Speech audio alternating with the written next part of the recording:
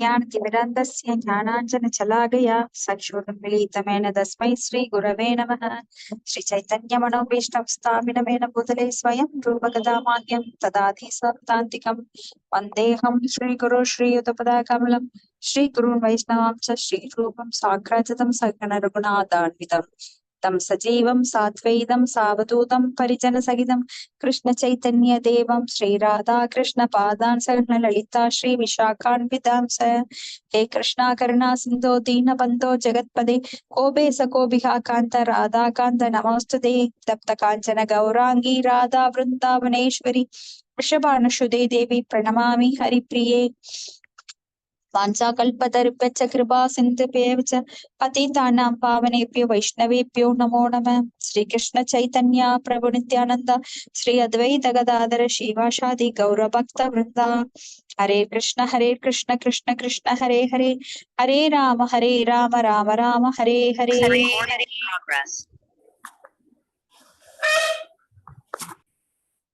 हरे कृष्ण।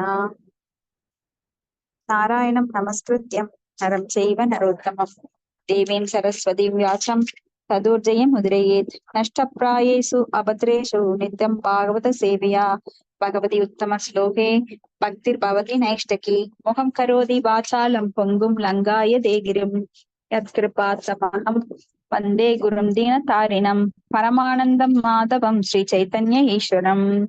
ओम नमो भगवते वासुदेवाय। ओम नमो भगवते वासुदेवाय। ओम नमो भगवते வாசுதேவாய. ஹரே கிருஷ்ணா. இன்னைக்கு காண்டம் 1 அத்தியாயம் 18 பிராமண சிறுவனால் பரிசித்து சபிக்கப்படுதல். மாதாஜி இன்னைக்கு எத்தனை ஸ்லோகங்க? இன்னைக்கு 44 மாதாஜி. தேங்க்யூ மாதாஜி. ஸ்லோகம் 44 முதல் காண்டத்துல அத்தியாயம் 18 பதம் 44. தத்தத்யன பாபம் உபைதி அனன்யவயம் யன்னஸ்த நாதஸ்ய வசோர் விலும்பகாத் பரஸ்பரம் க்னந்தி சபந்தி விருஞ்சதே பசூன் ஸ்திரியோ அர்த்தான் புருதஸ்ய போஜனாஹ. ஹரே கிருஷ்ணா. யார் படிக்கிறீங்க மாதாஜி? நான் படிக்கிறேன் மாதாஜி. கீதா படிங்க. ஓம் நமோ பகவதே வாசுதேவாய. ஓம் நம பகவதே வாசுதேவாய. ஓம் நம பகவதே வாசுதேவாய. ஓம் நம வாசுதேவாய. பக்தி வேதாந்த ஸ்ரீல பிரபுபாதருக்கு ஜே. மொழிபெயர்ப்பு பிளஸ் பொருள். அரசாட்சியின் முடிவாலும் மக்களின் செல்வம் திருடர்களாலும் அயோக்கியர்களாலும் கொள்ளையடிக்கப்படுவதாலும் பெரும் சமூக பிழைவுகள் ஏற்படும். மக்கள் ஒருவரை ஒருவர் கொள்வர், மிருகங்களையும் பெண்களையும் அபகரிப்பர். இந்த பாவங்களுக்கெல்லாம் நாம் தான் பொறுப்பேற்க வேண்டும். பொருளுரை. பதத்தில் உள்ள நாம் என்னும் சொல் பொருள் பொந்தியதாகும். அரசாட்சி குறித்து பிரஜைகளை செல்வத்தை குறையாடும் பெயரளவான குடியாட்சிக்கு வாய்ப்பு ஏற்படுத்தி தந்ததற்கு பிராமண சமூகம் தான் பொறுப்பேற்க வேண்டும் என்ற சரியான முடிவை இங்கு முனிவர் ஏற்றுக்கொள்கிறார். குடியரசை ஆதரிப்பவர்கள் பிரஜைகளின் நன்மையில் அக்கறை கொள்ளாமல் புலனுகருக்காக ஆட்சியை கைப்பற்றுகின்றனர். இதனால் பொறுப்புள்ள ஒரே ஒரு அரசருக்கு பதிலாக பொறுப்பட்ட பல அரசர்கள் முளைத்து பிரஜைகளிடம் இருந்து வரி வசூலிக்கின்றனர். நல்ல ஏகாதிபத்திய ஆட்சி இல்லை என்றால் ஒவ்வொருவரும் செல்வம், மிருகங்கள், பெண்கள் போன்றவற்றை சூறையாடி மற்றவரின் தொல்லைகளுக்கு காரணமாகி விடுவார்கள் என்பது இங்கு முன்னதாகவே அறிவிக்கப்படுகிறது. ஹரே கிருஷ்ண மாதாஜி. தேங்க்யூ. ஹரே கிருஷ்ண மாதாஜி. தேங்க்யூ மாதாஜி. அப்ப பொறுப்பற்ற ஆட்சியினால் இங்க அரசாங்கத்துல தலைமை பீடம் நல்லா இல்லை அப்படின்னா தலைமையில இருக்கிறவங்க கீழே இருக்கிறவங்க எல்லாருமே அயோக்கியர்களா தான் இருப்பாங்க. அதனால என்ன ஆகுது அப்படின்னா மிருகங்கள், பெண்கள், செல்வம் எல்லாம் சூறையாடப்படுகின்றது. அது மற்றவர்களோட தொல்லைக்கு இங்க காரணமாயிருது. இதைத்தான் நாம பார்த்தோம். கலியுகத்துல இதுதான் நடக்க போகுது. அது இப்ப குறைந்த அளவில் நடந்துட்டு இருக்கு. இன்னும் போக போக அது ரொம்ப மோசமான விளைவுகளை தரக்கூடியதா இருக்கும். அப்ப குடும்பத்துக்குள்ளேயே இப்பெல்லாம் சண்டைகள், நம்ம எங்க பாரு குடும்பத்துல சண்டைகளை பாக்குறோம். அது எல்லாம் எல்லை மீறி போகும்போது தர்மம்ங்கிறதே இருக்காது. அதர்மத்துலதான் நாம வாழ வேண்டிய வர கட்டாயத்துக்கு சூழ்நிலைக்கு தள்ளப்படுறோம். அப்ப நாம ஒருத்தர் மட்டும் நம்ம நல்லவங்களா இருந்தா இங்க வாழ முடியாது. நம்மை சுற்றி, ஏன்னா ஜீவோ ஜீவசிய ஜீவனம், ஒரு ஜீவனை சார்ந்துதான் எல்லா ஜீவனும் இருக்குது. அப்ப தனிப்பட்ட முறையில நாம நல்லவர்களா இருந்து அங்க ஒரு ஒரு பிரயோஜனம் கிடையாது. நம்ம வந்து தாக்குதலுக்கு உட்படும் போது நிறைய தீய விளைவுகளை அனுபவிக்க வேண்டி வரும். அதனால நாம வந்து ரொம்ப கஷ்டப்பட போறோம். அதனால இந்த பிறவியிலேயே நம்ம இந்த ஆத்மாவை வந்து பகவான்கிட்ட கொண்டு போகணும். ஆன்மீக உடல் எடுத்து பகவான்கிட்ட போகணும். இந்த பௌதீக உடலை விடுக்கணும் நாம. அதைத்தான் இங்க ஸ்ரீல பிரபுபாதர் நம்மளுக்கு மறைமுகமாக உணர்த்துகிறார். சில சமயம் நேரடியாகவே தாக்குறாரு. அதாவது எமர்ஜென்சி அப்படின்னா நம்ம கண்டிப்பா எமர்ஜென்சி வார்டில் ஐசி யூனிட்ல தான் அட்மிட் ஆகணும். அது மாதிரி இது ஐசி யூனிட் இந்த கலிகாலம். சீக்கிரம் தப்பி போகிறதுக்குரிய வழியை நாம பார்க்கல அப்படின்னா அப்புறம் ரொம்ப கஷ்டப்பட வேண்டி வரும். ஏன்னா இப்பவே கேன்சர் முத்தி போச்சு. அந்த அளவுக்கு கலியுகத்தின் தாக்கம் நம்ம மேல இருக்கு. எங்க பாரு ஊழல், குற்றம், பொய், பிறட்டு அப்படின்னு சொல்லி திருட்டு, கற்பழிப்பு போன்ற எல்லாத்தையும் நம்ம கண்ணால பாக்குறோம், காதால கேட்கிறோம், டிவில பாக்குறோம். இதுல இருந்து விடுபட வேண்டும் என்றால் ஒரே வழி பகவானை நோக்கி நாம் தீவிரமாக பக்தி செலுத்த வேண்டும். அடுத்தது தீவிரேன பக்தி யோகேன யஜதே புருஷம் பரம் அப்படின்னு நாம படிக்கிறோம். அடுத்தது பதம் 45. ததாத்ய தர்ம பிரபீலீயதே நிருணாம் வர்ணாஸ்ரமாசார யுதஸ்திரயி மயஹ ததோஹர்த்த காமாபி நிவேசிதாத்மனாம் சுனாம் கபீனாம் இவ வர்ண சங்கரஹ. ஹரே கிருஷ்ணா. ஹரே கிருஷ்ணா மாதாஜி. நான் படிக்கிறேன். படிங்க மாதாஜி. மொழிபெயர்ப்பு. அப்போது நாகரிக முன்னேற்ற பாதையிலிருந்து பொதுமக்கள் சரிந்து விடுவார்கள். இதனால் வேத கட்டளைகளும் வர்ணாசிரம முறைப்படியான கடமைகளும் சீரழிந்துவிடும். இவ்வாறு புலன் நுகர்வை நோக்கமாக கொண்ட பொருளாதார முன்னேற்றத்தால் அவர்கள் அதிகமாக கவரப்படுவார்கள். இதன் பலனாக நாய் குரங்குகளின் தரத்தில் உள்ள தேவையற்ற ஜனத்தொகை உற்பத்தியாகும். பொருளுரை. ஏகாதிபத்திய ஆட்சி இல்லையெனில் பாமர மக்கள் நாய் குரங்குகளைப் போல் தேவையற்ற ஜனத்தொகையாகத்தான் இருப்பார்கள் என்று இங்கு முன்னறிவிப்பு செய்யப்பட்டுள்ளது. குரங்குகள் அளவுக்கு அதிகமான சிற்றின்ப ஆசை கொண்டவையாகவும் நாய்கள் வெட்கமற்றையாகவும் இருப்பதைப் போலவே முறை தவறி பிறக்கும் பாமர மக்கள் வேதத்தை அடிப்படையாக கொண்ட நன்னடத்தையில் இருந்தும் வர்ணாசிரம முறையிலிருந்தும் வழி தவறி சென்று விடுவார்கள். ஆரியர்கள் வேத நாகரிகத்தில் முன்னேறுகின்றனர் என்பதால் அது வேத முறைப்படியான வாழ்வாகும். வேத நாகரிகம் பிறப்பு, இறப்பு, மூப்பு, நோய் ஆகியவை இல்லாத பரமபதத்தை அடைவதை இலக்காக கொண்டுள்ளது. ஜட உலக இருளிலேயே கிடக்காமல் இதற்கு வெகு தூரத்தில் உள்ள ஆன்மீக உலகின் ஒளியை நோக்கி செல்லும்படி வேதங்கள் வழிகாட்டுகின்றன. குணத்தை அடிப்படையாக கொண்ட வர்ணங்களும் மற்றும் ஆசிரமங்களும் பகவானாலும் அவரது பிரதிநிதிகளான பெரும் ரிஷிகளாலும் விஞ்ஞான பூர்வமான முறையில் திட்டமிடப்பட்டுள்ளவை ஆகும். பக்குவமான வாழ்வு முறை ஜட மற்றும் ஆன்மீக விஷயங்களில் எல்லா வகையான உபதேசங்களையும் நமக்கு வழங்குகிறது. வேத முறைப்படியான வாழ்வு எந்த மனிதனும் நாய் குரங்குகளைப் போல் வாழ அனுமதிக்கவில்லை. கடவுளற்ற அல்லது அரசரற்ற குடியாட்சியால் புலன்நுகர்வும் பொருளாதார முன்னேற்றமும் கொண்ட இழிவான ஒரு நாகரீகம் ஏற்பட்டுள்ளது. எனவே தாங்களாகவே தேர்வு செய்துள்ள மோசமான ஆட்சி முறைகளில் மக்கள் அதிருப்தி அடையக்கூடாது. ஹரே கிருஷ்ணா மாதாஜி. ஹரே கிருஷ்ணா மாதாஜி. தேங்க்யூ மாதாஜி. அப்ப வாழ்வின் அடிப்படை கொள்கைகளை எல்லாம் மறுத்துவிட்டு இந்த பொருளாதார முன்னேற்றம் என்கின்ற பெயர்ல இங்க கண் துடைப்பான ஒரு நாகரிகம் அப்படின்ற பெயர்ல என்ன பண்றாங்கன்னா பெரிய பெரிய கட்டடங்களை அவங்க கட்டிக்கிறாங்க, வீதிகளை அகலம் பண்றாங்க. அப்போ இந்த புலனுகர்வுக்கான ஏற்பாடுகளை எல்லாம் பண்றாங்க இந்த அரசாங்கம். ஆனா அடிப்படையான விஷயங்கள் பசுமாடுகளை பராமரிப்பது, பிராமணர்களை பராமரிப்பது மற்றும் விவசாயம் இதுல எல்லாம் கவனத்தை தவற விட்டுறாங்க. அப்ப வேத நாகரிகத்தை அவங்க விட்டுட்டு அநாகரிகமான கொள்கைகளை பின்பற்றும் போது அந்த சமுதாயமானது மேலும் மேலும் சீரழிவை நோக்கி சென்று கொண்டிருக்கிறது. இப்ப சைனா, ஜப்பான், அமெரிக்கா, யூரோப் கண்ட்ரில எல்லாம் பாத்தீங்கன்னா பெரிய பெரிய கட்டடங்களை கட்டி இருப்பாங்க. ரொம்ப சுத்தமா இருக்கும், சாலைகள் எல்லாம் அகலமா இருக்கும். ஆனா மக்கள் மனசுல அங்க நிம்மதியே இருக்காது. ஏன்னா இயந்திரத்தனமான வாழ்க்கை. காலையில எந்திரிச்சு சுவிட்ச் போட்டா அவங்க கடன்னு ஃப்ரிட்ஜ்ல இருக்கிறத எடுத்து சூடு பண்ணி சாப்பிட்டு அவங்க போய் அலுவலகங்களுக்கு போய் அங்க வந்து வேலை செஞ்சு சம்பாரிச்சு அந்த பணத்தை மீண்டும் எப்படி புலனுணர்வுல அனுபவிக்கலாம் அப்படிங்கிறதத்தான் நோக்கி அவர்கள் ஓடிக்கொண்டிருக்கிறார்களோ தவிர அவங்க ஆத்ம தத்துவமே அறியாத முட்டாள்களா இருக்கிறாங்க. அப்ப இந்த பாரத பூமியானது புண்ணிய பூமி. என்னங்க நீங்க சொல்றீங்க பரதகண்டம் அப்படின்னா உலகம் முழுவதும் பரதகண்டம் அப்படின்னு சொல்றோம் அப்படின்னா, அந்த காலத்துல உலகம் முழுவதே பாரத பூமியாக பரத மகாராஜாவின் ஆட்சியின் கீழே இருந்ததுனால அவருடைய பேர்னால அப்படி அழைக்கப்பட்டது பாரத பூமி அப்படின்னு.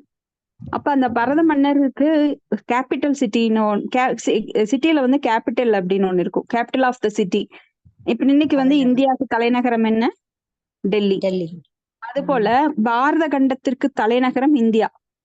இந்த உலகம் முழுவதும் பாரத கண்டம், அந்த உலகம் முழுவதுக்கும் தலைமை எதுனா இந்தியாவாக இருந்தது. அதனாலதான் இந்தியால பாரம்பரியமாக இன்னைக்கும் பாத்தீங்கன்னா எல்லா அவதாரங்களும் இந்தியாலதான் எடுத்திருக்காங்க. ஏங்க வேற வெளியில எல்லாம் எடுக்கலையா அப்படின்னு கேட்டா, ஒரு முக்கியமான நிகழ்வு எங்க நடக்கும் அப்படின்னா அந்த கேபிட்டல் ஆஃப் த சிட்டில தான் நடக்கும், தலைநகரத்துல தான் நடக்கும். அது போல இந்த பாரத பூமியில பகவான் வந்து நிறைய அவதாரங்களை எடுத்தார். அதனாலதான் இன்னைக்கும் அந்த வேறு அறுபடாம இருக்கு. அப்போ இந்த புண்ணிய பூமியில பிறவி எடுத்துக்கிறதுக்கு நாம மாபெரும் தவம் செஞ்சிருக்கணும். மற்ற நாடுகள்ல பிறக்காம இந்த பாரத பூமியில சின்னதுல எல்லாம் நான் நினைப்பேன், அமெரிக்கால பிறந்திருக்கணும், ஆப்பிரிக்கால யூரோப் கண்ட்ரீஸ்ல பிறந்து நல்லா அனுபவிச்சிருக்கலாம், சிங்கப்பூர்ல பிறந்திருக்கலாம் நல்லா நினைப்பேன். அதுக்கப்புறம் தான் தெரிஞ்சது பாரத பூமிங்கிறது ரொம்ப விசேஷமானது. இங்க பிறக்கிறதுக்கு நாம பெரும் தவம் செஞ்சிருக்கணும். ஏன்னா இங்கதான் ஆன்மீக வளர்ச்சி இருந்துட்டு இருக்கு இன்னுமே. நம்ம கிட்ட இருந்து இப்ப அவங்க எடுத்துட்டு போயிட்டு இருக்காங்க. இப்ப நம்ம மக்கள் எல்லாம் பேண்ட் ஷூட் போட்டு இந்த வெப்ப மண்டலம் நம்மளோட பூமி. ஆனா இங்க என்ன பண்றாங்க கோமாளிங்க, அங்கெல்லாம் வந்து பேண்ட் ஷர்ட் கோட் ஷூட் எல்லாம் போட்டுக்குவாங்க. ஜீன்ஸ் எல்லாம். ஜீன்ஸ் எதுக்காக முதல்ல வந்தது அப்படின்னா, இந்த தொழிற்சாலையில நிலக்கரி தொழிற்சாலையில கடுமையா உழைக்கிறவங்களுக்கு காட்டன் போட்டாலோ இல்ல வேற ஏதாவது லேசான சட்டையெல்லாம் போட்டாலோ கிழிஞ்சிரும்.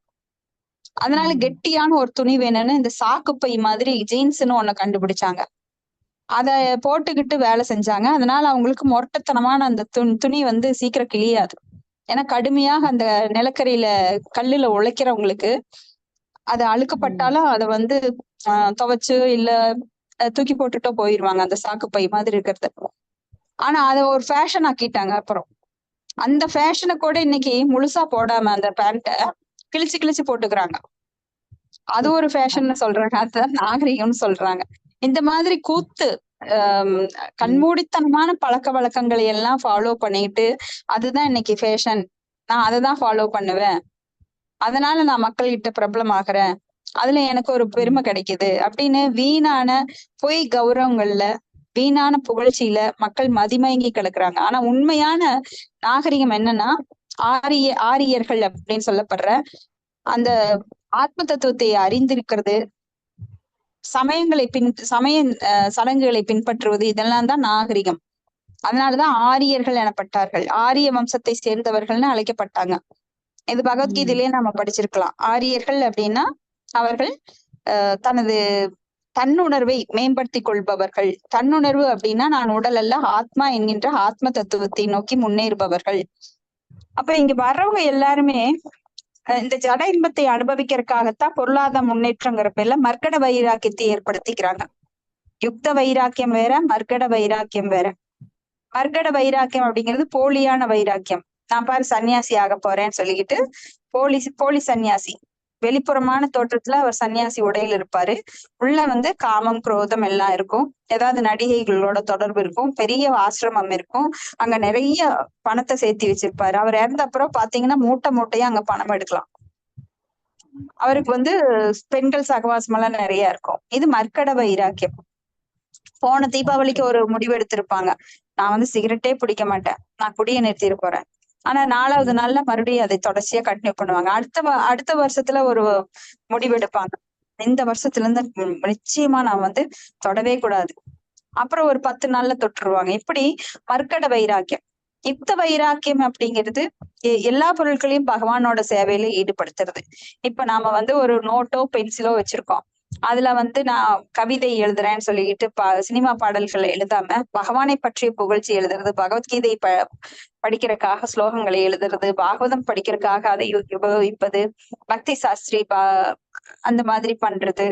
அதுக்காக பேனா பென்சிலை யூஸ் பண்ணலாம். ரெண்டு விதமாவும் யூஸ் பண்ணலாம். அதுல நாம வந்து எது வேணா பண்ணலாம். அது போல போன்ல பாத்தீங்கன்னா அதுதான் பண்றோம். அப்ப எல்லா பொருளிலும் இந்த மாதிரி ஒரு சாம்பிள், இந்த மாதிரி எல்லா பொருட்களையுமே பகவானோட சேவையில யூஸ் பண்ணலாம். அது யுக்த வைராக்கியம். நிர்பந்தே கிருஷ்ண சம்பந்தே யுக்த வைராக்கியம் வச்சதே அப்படின்னு சொல்லி. அதே போல மர்க்கட வைராக்கியம் அப்படின்னா போலி வைராக்கியம். இதுல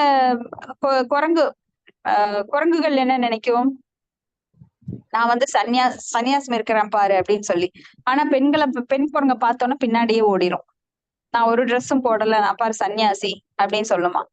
ஆனா அதனால மனசை கட்டுப்படுத்தவே முடியாது. ஒரு குரங்கு நிலையா இருக்கிறத பாத்திருக்கீங்களா? ஒரு மரத்துல இருந்து இன்னொரு தாவிட்டே இருக்கும். அது தாவிட்டே இருக்கும். இப்ப பெண் குரங்குகளோட சீக்கிரம் சல்லாபம் பண்ணும். இதுதான் குரங்கு வைராக்கியம். அப்ப இந்த மாதிரி போலி வைராக்கியங்கள் எல்லாம் நிறைய இருக்கு இந்த உலகத்துல. இங்க வந்து ஆரியர்கள் அப்படிங்கிறவங்க வேத நாகரிகப்படி வாழ்பவர்கள். அவங்க வந்து பிறப்பு இறப்பு மூப்பு நோய் இல்லாத பரமபதத்தை இலக்காக கொண்டிருக்கிறார்கள். அப்புறம் குணத்தை அடிப்படையாக கொண்ட வர்ணங்களும் மற்றும் ஆசிரமங்களும் பகவானாலும் அவரது பிரதிநிதிகளால பெரும் ரிஷிகளாலும் விஞ்ஞான பூர்வமான முறையில் திட்டமிடப்பட்டுள்ளவை. அது வந்து ஆசிரமங்கள் நேத்தே பார்த்தோம். வர்ணாசிரமங்கள் நம்மால் ஏற்படுத்தப்பட்டதல்ல, பகவானால் ஏற்படுத்தப்பட்டது. வைதைச சர்வே ரகம் வேத வித்யோ வேதாந்த கிருத் வேத விதேவச்சாகம் அப்படின்னு. அடுத்தது பதம் 46. தர்மபாலோ நரபதீச்ச தூ சம்ஸ்ராட் பிருகச்ரவாஹ ஷாவான் மகாபாகவதோ ராஜர்ஷீர்ஹட ஹய மேதயாட் சூத்ரஸ்ட் ஸ்மர யுதோர்தீனோ நைவாம் மச்சாபம் அர்ஹதி. ஹரே கிருஷ்ணா. யாரு படிக்கிறீங்க மாதாஜி?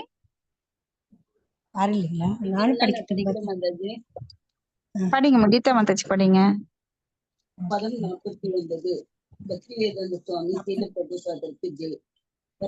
மொழிபெயர்ப்பு பிளஸ் பொருளவை. பரிசித் மகாராஜன் பரமபுருஷரின் முதல் தரமான பக்தரும் பெரும் புகழ் பெற்றவரும் பக்தி உள்ள ஒரு அரசரும் ஆவார்.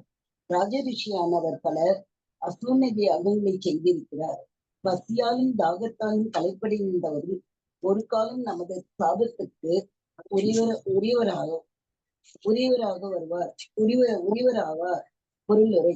அரசரால் தவறு செய்ய முடியாது என்பதால் அவர் ஒருபோதும் தண்டிக்கப்படக்கூடாதவர் என்பதையும் அவரது உயர்ந்த நிலையும் பற்றி பொதுவான விதிகளை விளக்கி சமூக ரிஷி குறிப்பாக பரிசித் மகாராஜனை பற்றி சில விவரங்களை கூற விரும்பினார். பரிசித் மகாராஜனின் சிறப்பான கருவிகள் இங்கு சுருக்கமாக கூறப்பட்டுள்ளன. அவரை ஓர் அரசராக மட்டுமே கருதினாலும் அரசர்களுக்குரிய சமய கொள்களை கவனித்து நடத்துவதில் அவர் பெரும் புகழ் பெற்று விளங்கினார். சாஸ்திரங்களில் வர்ணாசிரமங்களுக்குரிய வெவ்வேறு கடமைகள் விதிக்கப்பட்டுள்ளன. பகவத்கீதையில் 18.43 குறிப்பிடப்பட்டுள்ள சத்திரிகளுக்குரிய நல்ல குணங்களும் பரிசித் மகாராஜனிடம் இருந்தன. மேலும் அவர் பகவானின் மிக சிறந்த பக்தராகவும் தன்னுணர்வு பெற்ற ஆத்மாவாகவும் இருந்தார். பசியாலும் தாகத்தாலும் கலைத்து போயிருந்த அத்தகைய ஓர் அச்சரை சவித்தது சிறிதும் சரியல்ல. பரிசித் மகாராஜன் மிகவும் நியாயமற்ற முறையில் சபிக்கப்பட்டார் என்பது சமூக ரிஷி ஒப்புக்கொண்டார். வேறெந்த பிரம்மணரும் இச்சம்பவத்துடன் சம்பந்தப்பட்டிருக்கவில்லை. என்றாலும் ஒரு பிரம்மணன் சிறுவனின் குழந்தைத்தனமான செயலினால் உலக சூழ்நிலையே மாறிவிட்டது. இவ்வாறாக பிரம்மணரான சமூக ரிஷி உலகில் ஆரம்பமான ஒழுக்கத்தை விட்டு தாமே பொறுப்பேற்றார். ஹரே கிருஷ்ண மாதாஜி. தேங்க்யூ. தேங்க்யூ மாதாஜி. அப்ப இங்க வந்து ராஜ ரிஷியாக இருந்த பரிசித் மகாராஜா பல அசோமேத யாகங்களை பண்ணியிருக்காரு. அதனால பசி தாகம் அவருக்கு இருந்தா கூட அவர் வந்து சாபத்துக்கு உரியவர் ஆக மாட்டார். ஏன்னா அவரது ஆட்சியில அவர் வந்து தன்னோட கடமையை சரிவர செய்தார். அந்தணர்களை பாதுகாத்தார், அவர் அந்தணர்களுக்கு உரிய மரியாதை கொடுத்தார். பகவானோட பக்தி தொண்டுல ஈடுபட்டிருந்தார். அப்படிப்பட்டவருக்கு எப்படி கோபம் வரும்? அப்ப இது பகவானோட செயல். இதை வந்து சமீக மகர்ஷி புரிஞ்சுக்கிட்டாரு. ஆனா அவரோட பையனான ஸ்ருங்கி புரியாம அறியாமையினால தவறு செஞ்சிட்டார். அப்ப இந்த பிராமணர்களோட சரிவுக்கு தானே ஆரம்பம் அப்படிங்கிறத அவர் வந்து ஒத்துக்கிறார். அடுத்தது பதம் 47. அபாபேஷு ஸ்வப்ரித்யேஷோ பாலேனா பக்த பபுத்தினா பாபம் கிருதம் தத் பகவான் சர்வாத்மா சந்தும் அர்ஹதி. ஹரே கிருஷ்ணா. மாதாஜி படிக்கிறீங்களா மாதாஜி? படிங்க மாதாஜி. ஓம் நமோ பகவதி வாசுதேவாய. மொழிபெயர்ப்பு பக்தி வேதாந்த பிரபாத் கி ஜெய். மொழிபெயர்ப்பு. பிறகு எல்லா பாவங்களிலிருந்து முற்றிலும் விடுபட்டவரும் பணி உள்ளவரும் பாதுகாத்த தகுந்தவருமான ஒருவரை சபித்து பெரும் பாவத்தை செய்துவிட்ட பக்குவமில்லாத புத்தியுடன் சிறுவனை எங்கும் நிறைந்திருப்பவரான பரமபுருஷன் மன்னித்தருள வேண்டும் என்று ரிஷி வேண்டினார். பொறுமுறை அனைவரும் தங்களுடைய பாவ புண்ணிய செயல்களுக்கு தாங்களாகவே பொறுப்பாளியாக உள்ளனர். பரீட்சித் மகாராஜா பகவானின் முதல் தரமான பக்தராக இருந்தாலும் அவர் எல்லா பாவங்களிலிருந்து முற்றிலும் விடுபட்டவராகவும் புனிதமான அரசராகவும் விளங்கினார். எனவே பிராமணர்களால் பாதுகாக்கப்பட வேண்டியவர் என்பதில் ஐயமில்லை. இத்தகைய ஓர் அரசரை சபித்து பெரும் பாவத்தை தன் மகன் செய்துவிட்டதை சமீக ரிஷி உணர்ந்தார். பகவானின் பக்தரும் இழைக்கப்பட்ட பாவத்தின் விளைவுகளிலிருந்து விடுபடுவது மிகவும் கடினம். சமூக பிரிவுகளுக்கு தலைவர்களாக உள்ள பிராமணர்கள் தங்களுடைய கீழ் உள்ளவர்களை பாதுகாக்க வேண்டுமே ஒழிய அவர்களை சபிக்க கூடாது. குறிப்பிட்ட சூழ்நிலையில் சத்திரியர்கள் அல்லது வைஷ்யர்கள் போன்ற ஒருவரை ஒரு பிராமன் சபிக்கலாம் என்றாலும் பரீட்சித் மகாராஜா விஷயத்தில் அவர் சபிக்கப்பட்டதற்கு ஒரு நல்ல காரணங்கள் எதுவும் இருக்கவில்லை. தான் பிராமண புத்திரன் என்ற கர்ப்பத்தினால் முட்டாள்தனமாக அப்படி செய்துவிட்ட சிறுவன் கடவுளின் சட்டப்படி தண்டிக்கப்பட வேண்டியவன் ஆவான். தூய பக்தர்களை தண்டிக்கப்படுபவர்களை பகவான் மன்னிக்க மாட்டார். எனவே ஒரு அரசரை சபிப்பதன் மூலமாக ஸ்ருங்கி ஒரு பாவத்தை செய்துவிட்டதுடன் பெரும் குற்றத்தையும் செய்துவிட்டவன் ஆவான். எனவே பகவான் மட்டுமே தன் மகனை காப்பாற்ற இயலும் என்பதை ரிஷி புரிந்து கொண்டு எனவே தான் அவர் தன் மகனை மன்னிப்புக்காக பகவானிடம் வேண்டினார். பரீட்சித் மகாராஜா பௌதீக வாழ்க்கையிலிருந்து விடுபடுவதற்காக பகவான் தான் அவரை தர்ம சங்கடமான இந்நிலையில் புகுத்தினார் என்றால் ஒரு பிராமண சிறுவன் ஏன் இந்த குற்றமற்ற பொறுப்பாளன் ஆக்கப்பட்டான் என்று கேள்வி எழக்கூடும். இதற்கு விடை என்னவென்றால் குற்றம் புரிந்த சிறுவன் என்பதனால் அவனுக்கு ஒரு சுலபமான மன்னிப்பு கிடைத்துவிடக்கூடும். இவ்வாறாக அவனது தந்தையின் வேண்டுகோள் ஏற்றுக்கொள்ளப்பட்டது. ஆனால் கலியை உலகின் அனுமதிப்பதற்காக பிராமண சமூகம் முழுவதுமே ஏன் பொறுப்பேற்க வேண்டி இருந்தது என்று கேள்வியும் எழக்கூடும். இதற்குரிய விடை வராக புராணத்தில் உள்ளது. அதாவது பகவானுக்கு எதிராக செயல்பட்டு அவர்களால் கொல்லப்படாத அசுரர்கள் கலிகாலத்தில் நன்கு பயன்படுத்தி கொள்வதற்காக பிராமண குடும்பங்களில் பிறவி எடுத்து அனுமதிக்கப்பட்டனர். இவர்கள் முக்தி வழியில் முன்னேற வேண்டும் என்பதற்காகவே பரம கருணை மூர்த்தியான பகவான் நல்ல பிராமண குடும்பங்களில் பிறக்கும் வாய்ப்பை அவர்களுக்கு அளித்தார். ஆனால் அசுரர்கள் அவர்கள் நல்ல வாய்ப்பினை பயன்படுத்தி கொள்வதற்கு பதிலாக தான் பிராமணன் என்ற அகம்பாவத்தினால் பிராமண பண்பாட்டை துஷ்பிரயோகம் செய்தனர். சமீக ரிஷி மகன் இதற்கு பொருத்தமான உதாரணம் ஆவான். மேலும் ஸ்ருங்கியை போல முட்டாள்தனமாக ஆகிவிடுமாவனால் மேலும் ஸ்ருங்கியை போலவே முட்டாள்தனமாக ஆகிவிடாமல் முற்பிறவியில் தங்களுக்கு இருந்த அசுர குணங்களை தங்கள் பாதுகாத்துக் கொள்ள வேண்டும். பிராமணர்கள் முட்டாள்கள் மகன்கள் இங்கு எச்சரிக்கப்படுகின்றனர். இந்த முட்டாள் சிறுவன் பகவான் மன்னிக்கப்பட்டான். ஆனால் சமீக ரிஷியை போன்ற ஒரு தந்தை பெறாத மற்றவர்கள் பிராமணன் பிறப்பால் பெற்றுள்ள நன்மைகளை துஷ்பிரயோகம் செய்வார்கள். ஆனால் பெரும் கஷ்டத்தை புகுத்தி விடுவார்கள். ஹரே கிருஷ்ணா. தேங்க்யூ மாதாஜி. ஹரே கிருஷ்ணா. ஹரி போல். இதுல நம்மளுக்கு பல கேள்விகள் எழும். ஏன் பிராமணர்கள் இங்க பொறுப்பேற்க வச்சுட்டாங்க? பிராமணர்கள் மிகப்பெரிய குடும்பத்திலிருந்து வந்தவங்க. அவங்க மூளையாக செயல்படுபவர்கள், வேதம் கற்றவர்கள், வேதம் கற்றவர்கள் வந்து கோ பிராமண ஹிதாயச்ச அப்படின்னு எப்பவுமே வேதங்கள் வந்து ஒளி வடிவில் பகவானோட ஒளி வடிவு. அதனால எப்பவுமே பகவானுடன் தொடர்பு கொண்டிருப்பதால் அவர்கள் மிகவும் உயர்ந்தவர்கள். பிராமணர்கள் என்றும் வேதங்களை ஓதிக்கொண்டிருப்பார்கள் அந்த காலத்துல. அதுவும் அந்த 3 யுகங்கள்ல பிராமணர்கள் சரியாக அவர்களுடைய கடமைகளை செய்ததனால் அவங்க பிராமணர் வந்து ரொம்ப பிரியமானவர்கள். ஏன்னா பகவானுடைய உருவம் வேறு கிடையாது, அவரது ஒளி வடிவம் வேறு கிடையாது, சப்த வடிவம். சப்த வடிவமாக அவர் வேதங்கள்ல இருக்கார். அப்ப வேதங்கள் பகவானுடைய திருவாயிலிருந்து வந்ததால் அது என்றும் போற்றப்படத்தக்கது. வேதங்கள் தான் சட்டங்களா இருக்கு நம்மளுக்கு. அதை வந்து எப்பவுமே ஓதிட்டு இருக்காங்க பிராமணர்கள். அத மக்களுக்கு வந்து அந்த அடிப்படை கொள்கைகளை சொல்லித் தர்றாங்க. அவங்க எப்படி தங்களை இந்த உடல்ல இருந்து விடுவித்துக் கொள்வது, பௌதிக உடலை விடுத்து எப்படி ஆன்மீக உடலை எடுப்பது அப்படிங்கிற பகவானுடைய கட்டளையை எல்லாருக்கும், அந்த கட்டளையை பகவானுடைய கட்டளையை எல்லாருக்கும் சொல்றாங்க. அதன் மூலமா மக்களையும் விடுவிக்கிறாங்க.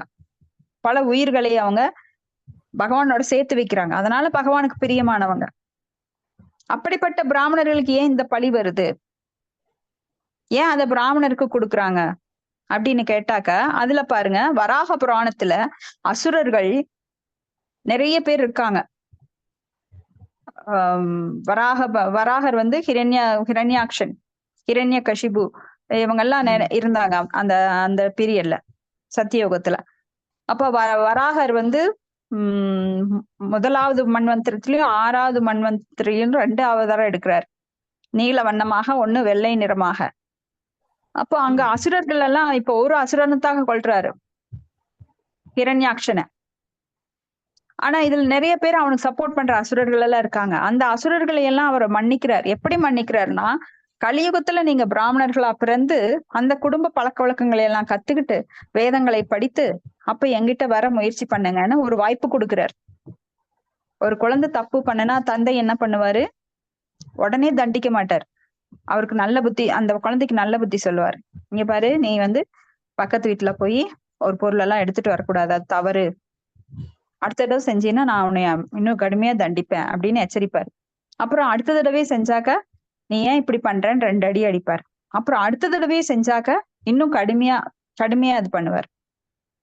அப்போ இங்க வந்து 3 விதமா செயல்படுவார். முதல்ல அன்பு, அப்புறம் கடுமையான சொற்கள், அப்புறம் அடி அப்படின்னு சொல்லி சாம தண்ட பேத அப்படின்னு சொல்லுவாங்க. அந்த 3 வகையிலயும் அப்போ நம்மளை வந்து ட்ரீட் பண்ணுவாங்க. யாரானாலும், பெரியவர்களானாலும் சரி, பகவான் ஆனாலும் சரி. அப்போ பல தடவை வந்து அவரு வாய்ப்பு கொடுக்கிறார் நம்மளுக்கு. நாமளும் என்ன பண்றோம், பல பிறவிகள் எடுத்துட்டே வர்றோம். பகவானை விடுத்து நான் உன்னை திரும்பி பார்க்க மாட்டேன் பல பிறவிகள் எடுக்கிறோம். பிறவிக்கு பிறவி தோறும் நாம வந்து அந்த கஷ்டங்களை மேலும் மேலும் அதிகமாக்கிட்டே போறாரு. எதுக்கு? தன்னை நோக்கி அந்த ஆத்மாவை திரும்ப வைக்கிறதுக்காக. நாம போன பிறவில கொஞ்சமா தான் கஷ்டப்பட்டிருப்போம். சரி, என்ஜாய் பண்ணு, சரி அனுபவிக்கிறியா அனுபவி, உன்னோட எண்ணத்தை நான் பூர்த்தி பண்ணுகிறேன் பரமாத்மாவாக இருந்துன்னு சொல்றாரு. ஆனா அடுத்த பிறவியில வரும்போது நீ இன்னும் என்னை திரும்பி பார்க்க மாட்டேங்கிற பாரு, உனக்கு இன்னும் கொஞ்சம் கஷ்டத்தை தர, அப்போ நீ வந்து கொஞ்சம் பக்திக்கு வருவ அப்படின்னு சொல்லி இன்னும் கொஞ்சம் கஷ்டத்தை நெருக்கடி பண்றார். அப்போ அந்த நெருக்கடினால நம்ம என்ன பண்றோம், ஆர்த்தோ அத்தாத்தி ஜிக்ஞாசு ஞானிச்ச பரந்தபன்னு சொல்லி ஒரு கட்டத்துல நாமளே மாறிடுறோம். பகவானை நோக்கி நாம திரும்பிடுறோம். ஏன் எனக்கு மட்டும் இந்த கஷ்டம்? எல்லாருமே நினைக்கிறது என்னன்னா எனக்கு தான் கஷ்டம்னு. எல்லாருக்குமே இருக்கு, வெரைட்டிஸ் ஆஃப் கஷ்டம் இருக்கு, எல்லாரும் கலரா இருக்கு. அவங்களுக்கு ஒரு கஷ்டம் அப்படின்னா ஒரு விதத்துல கஷ்டம்னா நம்மளுக்கு ஒரு விதத்துல கஷ்டம், வீட்டுக்கு வீடு வாசப்படி. ஆனா நாம நினைச்சுக்கிறோம் நம்மளுக்கு மட்டும்தான் கஷ்டம்னா. அப்ப பகவானை நோக்கி நம்ம சில ஆத்மாக்கள் திரும்புது. அந்த மாதிரி இந்த அசுரர்களுக்கு வாய்ப்பு கொடுக்கிறாரு, நீ பிராமணனா பிறந்து என்னை நோக்கி வான்னு. ஆனா அந்த அசுரத்தன்மை இருக்கிற அந்த உணர்வானது மாற்றாமல் அவன் என்ன பண்ணிடுறான், அந்த அசுரத்தன்மையை வெளிக்காட்ட ஆரம்பிச்சிடறான். அதுதான் இந்த ஸ்ருங்கி பண்ணிடுறாரு. சமீக மகர்ஷியோட பையன், சமீக மகர்ஷி உத்தமரா இருந்தா கூட அவர் பையன் மூலமாக இந்த கலியுகத்தின் துவக்கம் இங்கே ஏற்படுகின்றது. அப்போ பகவான் வந்து தன்னை யாராவது இழிவுபடுத்தினா கூட மன்னிச்சுக்குவாரு. ஆனா வைஷ்ணவ அபராதம் பண்றவர்களை என்றைக்கும் மன்னிக்க மாட்டார். அதுதான் ரொம்ப பெரிய குற்றம். இப்போ 2 விதமான பாவங்கள் இருக்கு. ஒண்ணு அறியாமல் செய்யறது, இன்னும் வைஷ்ணவர்களுக்கு செய்யும் அபராதம். அறியாமல் அப்படின்னா நாம யூஸ்வலா பொய் சொல்லுவோம், இல்ல பிறரோட பொருளை திருடுவோம், அதுக்கெல்லாம் கூட மன்னிப்பு இருக்கு. பகவான் வந்து மன்னிப்பு கொடுத்துருவார். ஆனா வைஷ்ணவ அபராதம் பண்றவங்களுக்கு அவர் சீக்கிரம் மன்னிப்பே தர்றது கிடையாது. இது அம்பரீஷர் மகாராஜா வாழ்க்கையில நாம பார்த்தோம். அது போல இங்க யாரெல்லாம் தனது பகவானோட தூய பக்தர்களுக்கு குற்றம் இழைக்கிறார்களோ அவர்கள் பெரும் துயரத்தை பின்னாடி அனுபவிக்க வேண்டி வரும். அதனால ரொம்ப ரொம்ப ஜாக்கிரதையா இருக்கணும். வைஷ்ணவர்களோட பழகும் போது ரொம்ப ஜாக்கிரதையா இருக்கணும். அடுத்தது பதம் 48 மொழி. திரஷ்கிருதா விப்ரலப்தா சப்தா சிப்தா ஹதாபி நாஸ்ய தத் பிரதி குர்வந்தி தத் பக்தா பிரபவோ அபிஹி. ஹரே கிருஷ்ணா. நான் படிக்கட்டுமா மாதாஜி? ஹரே கிருஷ்ணா. படிங்க மாதாஜி. ஓம் நமோ பகவதே வாசுதேவாய. ஓம் நமோ பகவதே வாசுதேவாய. ஓம் நமோ பகவதே வாசுதேவ.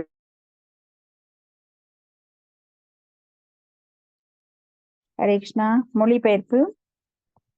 பகவத் பக்தர்கள் மிகவும் பொறுமைசாலிகள் என்பதால் தாம் நிந்திக்கப்படினும் வஞ்சிக்கப்படினும் சபிக்கப்படினும் தொந்தரவு செய்யப்படினும் அலட்சியப்படுத்தப்படினும் வஞ்சிக்கப்படினும் சமிக்கப்படினும் சபிக்கப்படினும் தொந்தரவு செய்யப்படினும் அலட்சியப்படுத்தப்படினும் அல்லது கொல்லப்படினும் அதை திருப்பி செய்வதில்லை. பொருளுரை. பக்தனின் பாதங்களில் குற்றம் புரிவது. ஹரே கிருஷ்ணா. பக்தனின் பாதங்களில் குற்றம் புரிந்தவனை பகவான் மன்னிக்க மாட்டார் என்பதை சமீக ரிஷி அறிவார். பரிஷித்து மகாராஜன் சிறுவனின் சாபத்திற்கு எதிராக சாபமிட்டு தம்மை காப்பாற்றிக் கொண்டிருக்கலாம் என்று ரிஷி மனதிற்குள் எண்ணினார். ஆனால் தூய பக்தர் ஒருவர் பௌதீக நன்மை தீமைகளில் பாராமுகமாக இருந்து விடுவார் என்பதை அவர் அறிவார். இதனால் நிந்தனை, சாபம், அலட்சியம் போன்றவைகளை எதிர்த்து பக்தர்கள் செயற்படுவதில்லை. இவை தங்களை பற்றியவையாக இருக்கும் பொழுது பக்தர்கள் பாராமுகமாக இருந்து விடுகின்றனர். ஆனால் இச்செயல்கள் பகவானுக்கு எதிராகவோ அல்லது பக்தருக்கு எதிராகவோ செய்யப்படும் போது அவர்கள் கடுமையான நடவடிக்கைகளை எடுக்கின்றனர். அரசரை பொறுத்தவரை அது அவருடைய சொந்த விவகாரம் என்பதால் அதற்கு அவர் வஞ்சம் தீர்த்து கொள்ள மாட்டார் என்பதை சமீக ரிஷி அறிந்தார். இவ்வாறாக பக்குவப்படாத சிறுவனுக்காக பகவானிடம் முறையிடுவதை தவிர வேறு வழி இல்லை. பிராமணர்கள் மட்டும்தான் பிறரை சபிக்கக்கூடிய அல்லது ஆசீர்வதிக்கக்கூடிய சக்தியை பெற்றுள்ளனர் என்பதல்ல. பகவானின் பக்தர் ஒரு பிராமணனாக இல்லை என்றாலும் பிராமணனை விட அதிக அளவு சக்தி படைத்தவராவார். ஆனால் இத்தகைய பக்தர் ஒருவர் சுய நன்மைக்காக சக்தியை துஷ்பிரயோகம் செய்ய மாட்டார். பக்தன் பெற்றிருக்கக்கூடிய எல்லா சக்திகளும் பகவான் மற்றும் அவரது பக்தர்களின் சேவைக்காக மட்டுமே எப்பொழுதும் உபயோகப்படுத்தப்படுகிறது. அப்ப இதுல இருந்து தெரிய வருது, ஒரு பக்தனுக்கு எவ்வளவுதான் சக்தி இருந்தாலும், இப்ப அஷ்டமா சக்திகள் எல்லாம் ஸ்ரீல பிரபுபாதருக்கு இருந்தது. ஆனா அவரு இறக்கும் வரையில அதை வெளிக்காட்டிக்கலாம். ஆனா நெருங்கின பக்தர்களுக்கு மட்டும் தெரியும். அவர் சில சமயங்கள்ல அவர் நடந்து போறப்போ அவர் கால் தரையில படாதான். அத சில பக்தர்கள் பார்த்திருக்காங்க, அவருடைய கால் தரையில படல அப்படிங்கிறத. அதே சமயம் ஒரு சமயம் அங்கிருப்பாராம், இன்னொரு சமயம் வேறு பக்கம் இருப்பாராம். அவர் நாரத முனிவரை எல்லாம் நேர்ல பார்த்து அவர் கீர்த்தன் பண்ணிட்டு இருக்கும் போது நாரத முனிவர் அவருக்கு மாலை போட்டிருக்காரு. அந்த மாலை அந்த அந்த ஊர்ல பூக்காத ஒரு மலர், அந்த மலர்னால போடப்பட்டிருந்தது. அப்ப அங்க இருக்கிற பக்தர் கேட்டாரு, அந்த ஃபாரின் பக்தர் கேட்டாரு, இந்த மாலை எப்படி உங்களுக்கு கிடைச்சது? இந்த பூ இங்க கிடைக்கவே கிடைக்காதே, ஏன்னா எங்க நாட்டுல இந்த பூவே கிடையாது, ரொம்ப நறுமணமா இருக்கு, இது எப்படி உங்க கழுத்துல வந்ததுன்னு கேட்கும்போது, நீங்க பாக்கலையா, நாரத முனிவர் வந்திருந்தாரே கீர்த்தன் பண்ணும்போது, அவர் போட்டுட்டு போனாரு என் கழுத்துல அப்படின்னு.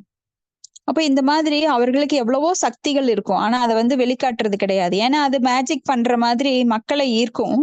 ஆனா அது மக்களை ஈர்க்கிறதுனால அரைகுறையாக பக்குவமற்ற பக்தர்கள் என்ன கேட்பாங்கன்னா, எனக்கு நீங்க ரொம்ப மேஜிக் பண்றீங்க, எனக்கு பொருள் வேணும், கொஞ்சம் உங்க கையில இருந்து வரவழைச்சு கொடுக்க முடியுமா, எனக்கு கொஞ்சம் ப்ராப்ளம் இருக்கு, அதெல்லாம் சரி பண்ணி கொடுக்க முடியுமா அப்படின்னு பௌதீகமாக மொய்க்கிற மாதிரி மொய்க்க ஆரம்பிச்சிருவாங்க. கௌரகிஷோர் பாபாஜி நாம குரு பரம்பரா வழியில வர்றவர், ஜெகனானந்த பாபாஜி, அவர் என்ன பண்ணாரா, இந்த மாதிரி தொந்தரவுகள் மக்கள் வந்து நிறைய பௌதிக ஆசைகளை கேட்டு கேட்டு அவர் தொந்தரவு பண்ணாங்க. அப்ப அவர் என்ன பண்ணாருன்னா, ஒரு பக்தரோட வீட்டுல உங்க டாய்லெட்ல எனக்கு இடம் தரணும் அப்படின்னாரு. அந்த பக்தர் சொன்னாரு, ஐயோ வேண்டாம், நாங்க நல்ல சுத்தமான ஒரு ரூம் உங்களுக்கு நல்லா இன்னும் நீட் பண்ணி தர்றோம், தயவு செஞ்சு அங்க உட்காந்து தியானம் பண்ணுங்கன்னு. இல்ல முடியாது, எனக்கு நாமம் சொல்றேன், ரொம்ப இடைஞ்சல் பண்றாங்க, மக்கள் எங்க வர முடியாதோ அந்த இடத்த எனக்கு கொடுங்க, நான் டாய்லெட்ல இருந்தாதான் வரமாட்டாங்க அப்படின்னு சொல்லி. அப்போ அந்த பக்தர் என்ன பண்ணார், டாய்லெட்டை கூட அவ்வளவு கிளீன் பண்ணாரு. என்னதான் கிளீன் பண்ணாலும் அந்த இடம் டாய்லெட் தான். அப்ப ஜெகநாத பாபாஜி அங்க போய் உக்காந்துட்டாரு. அவர் எந்திரிச்சு பல மாதங்கள் வரவே இல்லை, நிம்மதியா அங்க சேன் பண்ணிட்டு உட்காந்துட்டு இருந்தார்.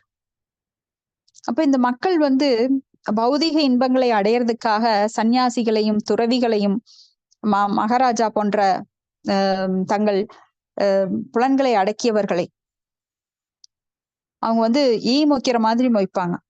ஏன்னா அவங்களுக்கு தெரியாது, அவங்க எல்லாம் அதற்கும் மேல சக்தி வாய்ந்தவர்கள். ஆன்மீகத்தை கொடுக்கறதுக்காக நம்மளுக்கு வந்திருக்காங்க, பௌதிகத்தை கொடுக்கறதுக்கு வரல. பௌதிகம் வேணும்னா நம்ம வேற ஒருத்தர்கிட்ட தான் கேட்கணும். ஏன்னா மக்கள் வந்து இந்த ஆசைகளை நிறைவேற்றிக் கொள்வதற்கு யாரை நாடுவது என தெரியாமல் என்னமோ மந்திர வித்தையில அவங்க வந்து மாங்காய் பறிக்கலாங்கிற மாதிரி இந்த சன்னியாசிகளை நாடுவாங்க. சன்னியாசிகிட்ட கேட்க வேண்டியது என்னன்னா, ஆத்ம தத்துவம் பற்றிய கேள்விகளைத்தான் கேட்கணும். நான் யார், ஏன் எப்படி பகவான்கிட்ட போறது, நம்மளுடைய நிரந்தர உலகம் என்ன, எனக்கு சொல்லித்தாங்கன்னு பரிசுத்த மகாராஜா மாதிரி. பரிசுத்த மகாராஜாக்கு எல்லாமே இருந்தது, அவருக்கு எந்த குறையும் கிடையாது, எந்த செல்வமும் குறையில்ல, அவர் மக்கள் குறையில்ல, அவருக்கு புகழ் குறையில்ல, தூய பக்தர். அப்படிப்பட்டவர் ஏன் வந்து சுகதேவ கோஸ்வாமியிடம் 7 நாட்கள் உட்காந்து கேட்கணும், பாகவதம் கேட்கணும்? சாப்பாடு கிடையாது, தண்ணி கிடையாது, தூக்கம் கிடையாது. நம்மளுக்கெல்லாம் பாகவதம் 1 மணி நேரம் படிக்கிறதுக்குள்ள தண்ணி தாகம் அடிக்கும். புக்கை வச்சுட்டு அங்க போவோம் இங்க போவோம், யாராவது கதவை தட்டுறாங்களான்னு பார்ப்போம், தட்டவே மாட்டாங்க, தட்டுற மாதிரி ஒரு சவுண்டு நம்மளுக்கு கேட்கும். நம்ம கவனம் எல்லாம் நம்மளை சுற்றி வேற எல்லா திசைகள்லயும் இருக்குமே தவிர பாகவதத்துல ஆழ்ந்திருக்காது. ஆனா பாகவதத்தை கேட்கறது பரிசுத்த மகாராஜா மாதிரி கேட்கணும், முழுமையாக ஈடுபாட்டுடன் கேட்க வேண்டும். எவ்வளவு தூரம் கேட்கிறோமோ அவ்வளவு தூரம் பலன் தரும். நாம கவனத்தை சிதற விட்டுட்டு கேட்டோம்னா அது 1%, நம்ம 1% கான்சென்ட்ரேட் பண்ணா 1%, 5%, 50% அப்படின்னு விகிதாச்சாரம் மாறுபடும். அப்ப என்னங்க, நானும் பாகவதம் கேட்டேங்க, அவங்கள மாதிரி நான் உயர்ந்த நிலையில பக்திக்கு வரலையே அப்படின்னா அதுக்கு காரணம் நாம தான். ஏன்னா நான் ஒழுங்கா கேட்கல, அதை ஒழுங்கா கடைபிடிக்கல. இப்படி எத்தனையோ வேறுபாடுகள் சூட்சுமமா இருக்கும், அதையெல்லாம் நம்ம புரிஞ்சுக்க மாட்டோம். மொத்தத்துல நாம வருவோம், புதிய பக்தர்களுக்கு சொல்லுவோம், பாகவதம் கேளுங்க, உங்களுக்கு எல்லாம் நல்லது நடக்கும். முதல்ல வந்து அட்ராக்ட் பண்ணுவோம். அவங்க கிட்ட வந்து பெரும் நோய் இருக்கு, பௌதிக நோய், கேன்சர் இருக்கு, ஆனா அது வெளியில சொல்ல மாட்டோம்.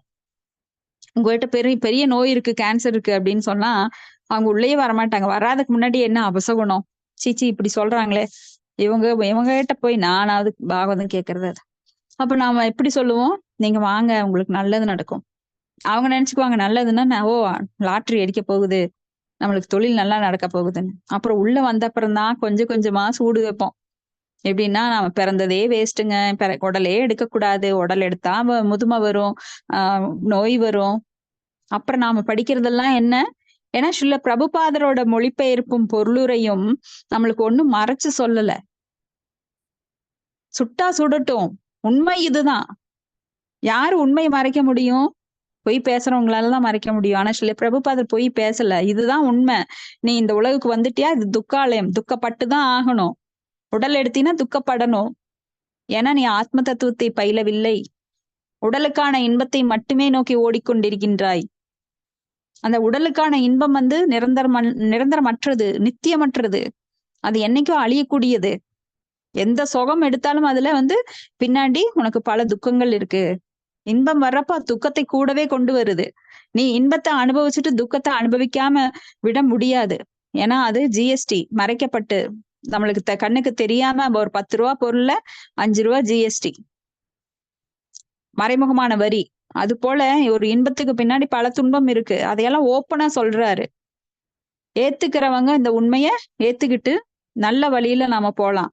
ஆனா ஏத்துக்க முடியாதவங்க இதெல்லாம் ஐயோ கேட்டா நாம இதெல்லாம் உண்மை தெரிஞ்சிருமே, மனசு கஷ்டப்படுமே. உண்மை சொன்னா மனசு கஷ்டப்படத்தான் செய்யும்.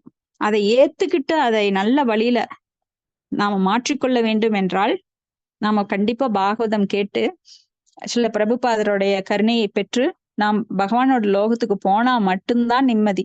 இங்க இருக்கிற வரைக்கும் மாயா தட்டிட்டே இருப்பாங்க, களி தட்டிட்டே இருப்பாரு. அப்ப இங்க அவங்க அப்பா சமீக மகரிஷி தன்னோட பையனை அந்த சாபத்திலிருந்து காத்துக்கிறார். ஆனா அவருக்கு ஒண்ணு சாபம் கொடுக்கறங்கிற எண்ணம் கிடையாது. தூய பக்தரான பரிஷித் மகாராஜாவுக்கு, ஏன்னா அவர் அவங்கள ஒரு பொருட்டாவே நினைக்கல. இது பகவானோட ஏற்பாடு, நான் பகவான்கிட்ட போறதுக்கு அவர் எனக்கு 7 நாள் கொடுத்திருக்காரு. அப்போ எவ்வளவு பெரிய பக்குவமான அறிவு பாருங்க அவருக்கு. அந்த 7 நாட்கள் எனக்கு பகவான் கொடுத்தது அதை கரெக்டா யூஸ் பண்ணணும்ட்டு போயிட்டாரு. அவருக்கு திருப்பி அடிக்கணும், நாமெல்லாம் யாராவது நம்மள அடிச்சாங்கன்னா இரு அடுத்த தடவை வச்சுக்கிறேன், நீ கிடைக்கவா மாட்ட கையில, அப்படியே மனசுல கருவிட்டு இருப்போம். எப்ப கிடைப்பான் ஆளு, அவனை எப்ப அவமானப்படுத்தலாம், என்ன சொல்லை சொல்லி அவனை கூட்டத்துல அசிங்கப்படுத்தலாம், அவனை எப்ப தாக்கலாம் அப்படின்னு எதிர்பார்த்துட்டு இருக்கோம் அந்த மனசு. ஆனா அவருக்கு அப்படிப்பட்ட மனசு இல்லை. ஏன்னா அவர் தூய பக்தர். இது பகவானுடைய ஏற்பாடாக எடுத்துக்கொண்டு உடனே மூட்டையை கட்டிட்டு காட்டுக்கு போயிட்டார். மூட்டையை கட்டிட்டு இல்ல, அவர் ஒரே ஒரு கோவணத்தை எடுத்துக்கிட்டு எல்லா மூட்டையும் இங்கேயே போட்டுட்டு எல்லா பாரத்தையும், ஆட்சி பொறுப்பு, தன்னுடைய சொத்து சுகம் இது வரைக்கும் பாரமா இருந்தது, இப்ப ஃப்ரீ ஆயிட்டார். ஒரே ஒரு கோவணம், கண்ணை மூடிட்டு காட்டுக்கு போயிட்டார். எந்த ஒரு பொறுப்பையும் அவர் எடுத்துட்டு போல. பகவானை மட்டும்தான் நினைக்கணும், அது ஒண்ணுதான் அவருடைய லட்சியம். அதுக்கு தகுந்த மாதிரி பக்தனுக்கு ஏற்பாடு பண்ணி தர்றாரு. நாமெல்லாம் ஒரு சில சமயம் பகவானை நினைச்சு ரொம்ப வேண்டுவோம், ஐயோ எனக்கு ஒரு குரு கிடைக்க மாட்டீங்களா, நாம எதை நோக்கி போய் கொண்டிருக்கிறோம், நான் யாரு, எதுக்காக இந்த உலகத்துக்கு வந்தேன், ஏன் இறந்துட்டாங்க இவங்க, எனக்கு ரொம்ப நெருக்கமானவங்க இறந்துட்டாங்க, எதனால நான் இப்படி சஃபர் ஆகுறேன், இப்படி யோசிச்சுட்டே இருப்போம். அந்த நேரம் பார்த்து நம்மளுக்கு பகவத்கீதை கையில கிடைக்கிறப்போ, அப்பா இத்தனை விஷயங்கள் இருக்கா, இறந்த உடலுக்காக நான் வருத்தப்பட்டிருக்கேன், ஆத்மா அழிக்க முடியாது, அப்படியெல்லாம் நம்மளுக்கு இந்த ஞானம் கிடைக்கும் போது என்ன ஆகுதுன்னா, நாம அதுல இருந்து மீண்டு பகவான் மேல நம்ம புத்தி செலுத்துறோம். அது வரைக்கும் அந்த புத்தி பௌதிகத்துல இருந்தது, களங்கம் அடைஞ்சிருந்தது. குட்டையில கல்லு போட்டா கலங்குற மாதிரி அடிக்கடி கலங்கிட்டே இருந்தது. ஆனா கடல்ல கல்ல போட்டா கலங்குமா, அது எப்பவும் ஒரே மாதிரிதான் இருக்கும். அப்போ ஒரு பெரிய ஒரு அறிவு நம்மளுக்கு கிடைக்கும் போது அந்த குட்டை போன்ற அறிவு நம்மளுக்கு விட்டு விலகிருது. அப்ப சின்ன சின்ன துன்பங்கள் எல்லாம் தாக்கும் போது நாம அதனால நிலை குலைவது கிடையாது, ஸ்ட்ராங்கா இருக்கிறோம். அந்த மாதிரி இங்க பரிஷித் மகாராஜா தனக்கு வந்த துன்பத்தை அவர் நல்ல விதமா மாத்திட்டார். நாமெல்லாம் துன்பம் வந்தா அதை மேலும் மேலும் அதை பெருசு பண்ண பாத்துருவோம், ஏன்னா நம்மளுடைய அறியாமை. ஆனா அறிவு, ஆன்மீக அறிவு இருக்கும்போது அந்த துன்பத்தினாலே நாம் பக்குவப்படுவோம், மேலும் மேலும் பக்குவப்படுவோம். ஒரு சிலையை அடிச்சு அடிச்சு அதை ஒரு நல்ல ஒரு இறைவனுடைய உருவத்தை கொண்டு வர்ற மாதிரி, அது எங்கேயோ கடந்திருக்கும் குப்பை மேட்ல, ஒரு மலை மேல பாறாங்கள் மழையிலையும் வெயில்லையும் காஞ்சு அங்க போறவங்க எல்லாம் மிதிச்சு அப்படி கடந்த ஒரு கல்லு இப்ப கோயிலுக்குள்ள வச்சு பகவானோட சிலையா வடிச்சு அதை பல பேர் கையெடுத்து கும்பிடுற அளவுக்கு அந்த சிலை ஆகுது. அப்படின்னா அது அத்தனை அடி வாங்கியிருக்கு. அது போல டைமண்ட், அது எங்கேயோ ஒரு குழிக்குள்ள கறிக்கல்லா கடந்தது, கறிக்கட்டையா கடந்தது. அதை எடுத்து செதுக்குன்னு செதுக்கி அதை ஒளிபெற செய்யறாங்க. அப்ப அவ்வளவு நல்லா பிரதிபலிக்குது. அது எதனால அத்தனை அடி வாங்கியிருக்கு. இப்படி பல உதாரணங்களை சொல்லலாம். அது போல அடிப்பட்டவங்க நிறைய வாழ்க்கையில நல்ல நல்ல வழியில போனாங்க அப்படின்னா, அந்த அடியை பக்குவமா எடுத்துக்கிட்டாங்க அப்படின்னா அவங்க நல்ல மேல்வெளிக்கு வருவாங்க. இல்ல அந்த அடினால இன்னும் மோசமான மனதுனால அவங்க பேதலிச்சு அவனை பழி வாங்கணும், இவனை பழி வாங்கணும், இது அவங்க ரியாக்ஷன் பண்ணும்போது என்ன ஆகுது, அது மேலும் அவங்களுக்கு பல விளைவுகளை கொண்டு வருது. அப்ப அந்த ஒவ்வொரு அடி துன்பம் வாங்கும்போது இது எதனாலே நாம கவனிச்சோம் அப்படின்னா நம்மனாலதான். பிறர் எல்லாருமே இன்ஸ்ட்ருமெண்ட், தீதும் நன்றும் பிறன் தர வாரா. இப்படி நாம எடுத்து பக்குவப்பட்டோம் அப்படின்னா பரிஷித்து மகாராஜா மாதிரி யாருக்கும் சாபம் கொடுக்காம, யார் மேலேயும் கோபம் வராம அதை நல்லதா எடுத்துக்கிட்டு இன்னும் ஆன்மீகத்துல மேல பல படிகள் முன்னேற முடியும். அப்போ இத்தகைய பக்தர் ஒருவர் சுயநன்மைக்காக சக்தியை துஷ்பிரயோகம் செய்ய மாட்டார். அவர்கிட்ட நிறைய சக்தி இருந்தது, ஏன்னா அவர் தூய பக்தர். அவருக்கு திருப்பி சாபம் கொடுக்க முடியும், அந்த சாபத்திலிருந்து தன்னை விடுவித்துக் கொள்ளவும் முடியும். ஏன்னா தேவர்கள் எல்லாம் அவருக்கு ரொம்ப ஃப்ரெண்ட்ஸ். எந்த தேவர்களை கூப்பிட்டாலும் அவருக்கு அந்த சாபத்தை நீக்கிறதுக்கு வேற ஒரு வழி பண்ணி அவரை காப்பாற்ற முடியும். ஆனா அதுக்கெல்லாம் அவர் முயற்சி பண்ணவே இல்லை. அடுத்தது பதம் 49. இதி புத்திர கிருதானேன கிருதாகேன சோஆனுப்தப்தோ மகாமுனிஹ ஸ்வயம் விப்ரத்கிருதோ ராஜ்னா நைவாகம் தத் அச்சிந்தயத். ஹரே கிருஷ்ணா. படிக்கட்டுங்களா? ஹரே கிருஷ்ணா. மகேஸ்வரி படிங்க மாதாஜி. ஹரே கிருஷ்ணா. மொழிபெயர்ப்பு இவ்வாறாக புத்திரன் செய்த பாவத்தால் வருத்தமடைந்த மாமுனிவர் அரசர் செய்த பிழையை முக்கியமாக எடுத்துக்கொள்ளவில்லை. பொருளுரை: பரீட்சித் மகாராஜா முனிவரின் கழுத்தை செத்த பாம்பை போட்டதற்கு ஒரு பொழுதும் பெரிய குற்றமாகாது. ஆனால் ஸ்ருங்கிரி அரசரை சபித்து மிகப்பெரிய குற்றமாகும். இப்பெருங்குற்றத்தை செய்தவன் ஒரு சிறுவனாவான். எனவே பகவான் அவனை மன்னித்தார். ஆனால் அப்பாவ விளைவுகளிலிருந்து விடுபடுவது சாத்தியமில்லை. பரீட்சித் மகாராஜனும் தாம் ஒரு முட்டாள் பிராமணனால் சபிக்கப்பட்டதை பற்றி கவலைப்படவில்லை. மாறாக நிரந்தரமான இந்நிலையை நன்கு பயன்படுத்தி கொண்டு அவர் பகவானின் நிராதரவான சாரி மாதாஜி இந்நிலையை நன்கு பயன்படுத்தி கொண்டு அவர் பகவானின் விருப்பத்தாலும் ஸ்ரீல சுகதேவ கோஸ்வாமியினுடைய கருணையினாலும் வாழ்வில் மிக உயர்ந்த பூர்ணத்தை அடைந்தார். உண்மையில் அது பகவானின் விருப்பமாகும். பரீட்சித் மகாராஜா, சமீக ரிஷி மற்றும் அவரது மகன் ஸ்ருங்கிரி ஆகியோர் பகவானின் விருப்பப்படி நிறைவேற்றுவதில் கருவியாக மட்டுமே செயல்பட்டனர். எனவே பகவானின் விருப்பப்படி அனைத்தும் நிகழ்ந்தால் அவர்களில் ஒருவரும் கஷ்டத்தில் புகுத்தப்படவில்லை. ஹரே கிருஷ்ணா மாதாஜி. ஹரே கிருஷ்ணா மாதாஜி. அப்ப ஏற்கனவே இதை விவாதித்தோம். பகவானின் விருப்பப்படி அவர் முட்டாள் பிராமணனால் சபிக்கப்பட்டாலும் அதை பற்றி அவர் கவலைப்படாமல் அந்த நிலையை தனக்கு சாதகமாக ஆன்மீகத்தில் உயர்வதற்காக அதை பயன்படுத்தி கொண்டார். இந்த மாதிரி ஒரு நிகழ்வு அர்ஜுனன் கிட்டயுமே நடக்குது. அப்போ ஒரு பக்தன் இக்கட்டான நிலைமையில சோதிக்கப்படுறார். அதாவது 2 வழி இருக்கு, லெஃப்டா ரைட்டா, ஆன்மீகமா பௌதிகமா. அப்போ பகவான் கூட இருந்துட்டே அர்ஜுனனை ஒரு தடவை சோதிக்கிறாரு. அஸ்வத்தாமனை நீ கொல்லணும் அப்படிங்கிறார். பீமனு அதைத்தான் சொல்றாரு. ஆனா அர்ஜுனனுக்கு கொல்லணுமா வேண்டாமாங்கிற ஒரு தயக்கம். அப்ப திரௌபதி சொல்றாங்க அவனை கொல்லக்கூடாது, ஏன்னா குருவோட மகன் நம்மளுக்கு குரு மாதிரி. என்னை போல அவனுக்கும் ஒரு தாய் இருக்கிறா, கிருபி. அவங்க ரொம்ப நான் எப்படி குழந்தைகளை இழந்து வருத்தப்பட்டேனோ அது மாதிரி அஸ்வத்தாமனை கொன்று விட்டால், ஏன்னா நிராதரவற்ற நிலையில கிருபி இருக்கா. கிருபாச்சாரியார் அங்க துரோணாச்சாரியார் கொல்லப்பட்டார், கிருபாச்சாரியரும் கொல்லப்பட்டார். அப்ப சகோதரனும் இல்ல, கணவனும் இல்ல, மகன் மட்டும்தான் இருக்கிறான். அந்த காலத்துல உடன்கட்டை ஏறுவது வழக்கம். ஆனால் மகனுக்காக அவங்க உடன்கட்டை ஏறாம இருக்காங்க. அப்போ மகனை ஆதரவா கொண்டு அவங்க இருக்கிறதுனால அவன் மகனை கொல்லக்கூடாது அப்படின்னு அவங்க நினைக்கிறாங்க. ஆனா இங்க பகவானோ கொல்ல சொல்றாரு. இப்ப என்ன பண்றது அப்படியே அர்ஜுனனுக்கு ஒரே குழப்பம். அப்போ அவனை கொல்லுவது போல அவனை ஒரு தண்டனையை கொடுக்கணும். அப்ப அர்ஜுனன் என்ன பண்றான் அப்படின்னா, அவனை உடலால கொல்லாம, அந்த காலத்துல எல்லாம் மொட்டை அடிச்சு ஒரு பக்கம் மீசை எடுத்துட்டாங்க அப்படின்னாலே அவன் கொன்னதுக்கு சமம். ஏன்னா அவனுக்கு மானம் என்பது உயிரை விட பெரியது ஒரு சத்திரியனுக்கு. அப்ப அவன் மானவங்கப்படுத்தப்பட்டால் அவன் உயிர் போன மாதிரி. அதனால அவன் தலைய மலிச்சு விட்டு ஒரு பக்கம் மீசையெல்லாம் எடுத்து விட்டு அவனை விட்டுட்டாங்க. சோ இது கொன்றதை விட மேலானது அவனுக்கு கொடுத்த தண்டனை. இதத்தான் கிருஷ்ணர் எதிர்பார்த்தார். உடனே வாள் எடுத்து அர்ஜுனன் கொன்றுவானா அப்படின்னு சொல்லி. ஆனா அவனை கொல்லாமல் கொன்று விட்டார் அர்ஜுனன்.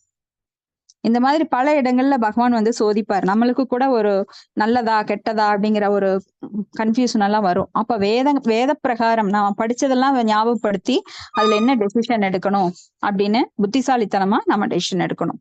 அடுத்தது பதம் 50. அஸ்வத்தாமனுக்கு தொழுநோயினால பாதிக்கப்பட்டு உனக்கு இறப்பே கிடையாது, நீ தொழுநோயால பாதிக்கப்பட்டு யாருமே நெருங்க முடியாத அளவுக்கு நீ இருப்ப அப்படின்னு சொல்லி சாபம் விடுறாங்க. ஆமா மாதாஜி, இன்னைக்கு கூட அஸ்வத்தாமன் வந்து இந்த நார்த் இந்தியா உயிரோட காட்டுக்குள்ள உயிரோடு இருக்கிறதா கேள்விப்படுறோம். சொல்லுவாங்க. ஆமா அவன் வந்து கிட்ட வந்தாலே அவ்வளவு ஒரு ஸ்மெல் இருக்குமா, கெட்ட ஸ்மெல். ஆமா. அந்த மாதிரி அவன் யார் மூஞ்சிலுமே முழிக்க முடியாத அளவுக்கு கேவலமான முறையில அவன் உடம்பெல்லாம் புண்ணா இருக்கும். அது அழுகின அந்த நாற்றம் அவங்கிட்ட அடிக்கும். அவனுக்கு வந்து ரொம்ப துன்பத்திலேயே ஒருத்தர் வந்து கொன்னுட்டா, உயிர் போனா கூட அவங்க கஷ்டத்துல இருந்து நீங்கிடுவாங்க. ஆனா இந்த உடலால கஷ்டப்படும் போது அது ரொம்ப உயிரும் போகாம அதை அனுபவிச்சுட்டே இருப்பாங்க பாருங்க. அது ரொம்ப கொடுமையானது. அடுத்தது பதம் 50. பிராயச்ச சாதவோ லோகே பரைத்வன்வேஷு யோஜிதாஹ ந வியதந்தி ந ஹ்ருஷ்யந்தி யத ஆத்மா குணாஸ்ரயஹ. ஹரே கிருஷ்ண மாதாஜி, நான் படிக்கிறேன். பொதுவாக ஆன்மீகிகள் உன்னதமான செயல்களில் ஈடுபட்டிருப்பதால் பிறரால் ஜட உலக இருமைகளில் ஈடுபடுத்தப்பட்ட போதிலும் அவர்கள் துன்புறுவதோ அல்லது இன்புறுவதோ இல்லை. பொருளுரை: கற்பனை தத்துவவாதிகள், யோகிகள் மற்றும் பகவத் பக்தர்கள் ஆகியோர் ஆன்மீகவாதிகளாவர்.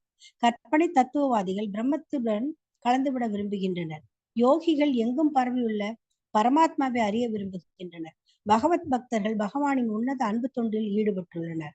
பிரம்மம், பரமாத்மா மற்றும் பகவான் ஆகிய 3 நிலைகளிலும் ஒரே பரபிரம்மத்தின் வெவ்வேறு அம்சங்கள் என்பதால் இம்மூன்று ஆன்மீகவாதிகளும் ஜடயியற்கின் முக்குணங்களை கடந்த நிலையில் உள்ளனர். பௌதீக சுகதுக்கங்கள் முக்குணங்களிலிருந்து விளைபவையாகும். எனவே இத்தகைய சுகதுக்கங்களுடன் ஆன்மீகிகளுக்கு எந்த தொடர்பும் இல்லை. அரசர் ஒரு பக்தராக இருந்தார், ரிஷி ஒரு யோகி ஆவார். எனவே பரமனின் விருப்பத்தினால் உருவாக்கப்பட்ட அந்த எதிர்பாராத நிகழ்ச்சியில் அவ்விருவரும் பற்றற்றவர்களாகவே இருந்தனர். விளையாட்டு பையன் பகவானின் விருப்பத்தை நிறைவேற்றுவதில் ஒரு கருவியாக இருந்தான். ஹரே கிருஷ்ண. ஹரே கிருஷ்ண மாதாஜி. அப்ப ஆன்மீகத்துல பல விதங்கள் இருக்கின்றது. இதை நாம பார்த்திருக்கோம். தத்துவவாதிகள் அத பகவானை உணர விரும்புறவங்க 3 நிலைகள்ல அறியறாங்க. வதந்தி தத்துவம், வதஸ்தத்துவம், அஜ்ஞானமத்வயம், பிரம்மேதி பரமாத்மேதி பகவானிதி சப்பியதேன்னு பிரம்மனின் நிலையை, அதாவது உருவமற்ற பிரம்மன் அதுதான் உண்மைன்னு நினைக்கிறவங்க. அப்புறம் பரமாத்மா மட்டும்தான் உண்மைன்னு நினைக்கிற தியான யோகிகள். முதல்ல வந்து ஞானிகள், அப்புறம் தியான யோகிகள், அப்புறம் பக்தர்கள். பக்தர்கள் வந்து பகவான் என்ற முழு நிலைமையும் அவங்க புரிஞ்சுக்குவாங்க. அப்ப இந்த மாதிரி பல விதங்கள்ல இருக்காங்க. அப்ப பக்தர்கள் வந்து உன்னத அன்பு தொண்டு புரியுறாங்க. பௌதிக சுகங்களுக்கும் முக்குணங்களில் பௌதிக சுகதுக்கங்கள் முக்குணங்களின் விளைவாகும். முக்குணங்கள்னால நம்மளுக்கு இருமைகள், துவந்தங்கள் உண்டாகுது. இன்பம், துன்பம், குளிர், வெப்பம், இரவு, பகல், இன்று, நாளை அப்படின்னு இருமைகள். இப்போ ஒரு சொல்லுக்கு ஆப்போசிட் சொல்லு இருக்கு இல்லையா, அது மாதிரி இருமைகள். இப்போ நம்மளுக்கு வந்து ஒண்ணு இன்பம் இருக்கும், இல்லைன்னா துன்பம் இருக்கும். நாம எப்பவுமே சமநிலையில இருக்கவே மாட்டோம். ஆனா உயர்ந்த பக்தர்கள் பாத்தீங்கன்னா அவங்களுக்கு இன்பமும் கிடையாது, துன்பமும் கிடையாது. அப்ப இங்க பரீட்சித் மகாராஜா தனக்கு வந்து துன்பமாக இதை எடுத்துக்கொள்ளவில்லை. அப்ப துன்பம் வர்றப்ப நாம துயரத்தில் ஆழ்ந்து விடுவோம், இன்பம் வர்றப்ப நாம உச்சத்துல ஆடுவோம். ஒண்ணு அது இல்லை இது, அந்த ரெண்டுமே இருக்கக்கூடாது அப்படிங்கிறது தான் இங்க நம்மளுக்கு சில பிரபுபாதர் உணர்த்துகிறார். ஏன்னா அது முக்குணங்களோட தன்மை. இருமைத்தன்மைங்கிறது முக்குணங்களோட தன்மை.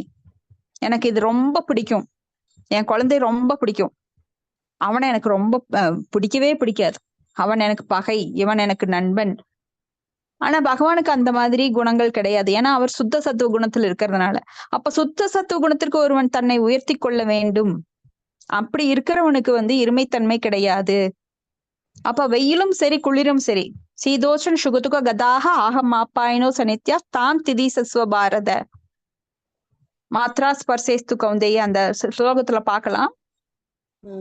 குளிர் வெப்பம் இரண்டையும் பொறுத்துக்கொள்ள கற்றுக்கொள்.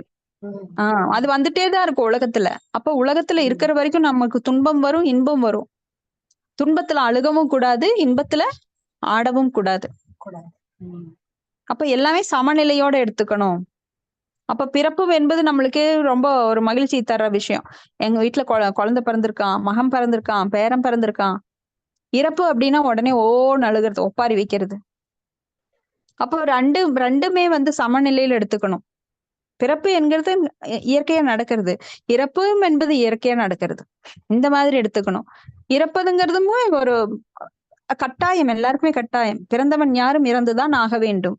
ஆனா இறப்பப்ப ஏன் அழுகிறோம்? இந்த உடல் எனக்கு சொந்தமானது, ஏன்னா இது என் மகன், இது வந்து என் தாய், இது வந்து என் உறவினன் அப்படின்னு இந்த உடலுக்காக நாம் அழுகிறோமே தவிர அந்த ஆத்மாவை நினைச்சு பாக்குறது இல்ல. ஆத்மா வந்து என்றும் நிலையானது, அந்த ஆத்மா இறக்குறது கிடையாது. அந்த ஆத்மா புது ட்ரெஸ்ஸ போட போயிருக்கு, அதனால சந்தோஷம்தான். அதுதான் அர்ஜுனன் குணத்துறாரு. அப்போ இத்தகைய சுகதுக்கங்களுடன் ஆன்மீகளுக்கு எந்த தொடர்பும் இல்லை. அரசர் ஒரு பக்தராக இருந்தார், ரிஷி ஒரு யோகி ஆவார். எனவே பரமனின் விருப்பத்தினால் உண்டாக்கப்பட்ட அந்த எதிர்பாராத நிகழ்ச்சியில் அவ்விருவரும் பற்றற்றவர்களாகவே இருந்தனர். அப்ப இங்க பாதிக்கப்பட்டது யாரு? இடையில அந்த சிறுவனுடைய அஞ்ஞானம், அறியாமை, பக்குவமற்ற தன்மையினால அந்த சிறுவன் மட்டும்தான் பாதிச்சான். ஆனா இடையில அந்த சிறுவனுக்கு இடையில யார் இருக்கா? பரிசுத்த மகாராஜாவும் அந்த சமீக மகரிஷியும் இருந்தாங்க. அந்த ரிஷியும் பக்குவப்பட்டவர், இங்க அரசரும் பக்குவப்பட்டவர். அதனால அவங்க 2 பேருமே பற்றற்றவர்களாக இருந்ததுனால எதுவுமே பாதிக்கல. ஆனா விளையாட்டு பையன் பகவானின் விருப்பத்தை நிறைவேற்றுவதில் ஒரு கருவியாக இருந்தான். அவனாலதான் நம்மளுக்கு இப்ப பாகவதம் கிடைச்சிருக்கு. இப்படி இந்த பிராமண சிறுவனால் பரிசித்து சபிக்கப்படுதல்ங்கிற தலைப்பு நாம் இன்னைக்கு முடிக்கிறோம். அடுத்த அத்தியாயம் 19 சுகதேவ கோஸ்வாமியின் வருகை, அது நாளைக்கு பார்க்கலாம். இதோட முடிச்சுக்கலாம். உங்களுடைய கருத்துக்கள், ஏதாவது சந்தேகம் இருந்தா டிஸ்கஸ் பண்ணலாம். ஹரே கிருஷ்ணா. ஹரே கிருஷ்ணா. மதவி அந்த பையன், சின்ன பையன் சொன்னீங்கல்ல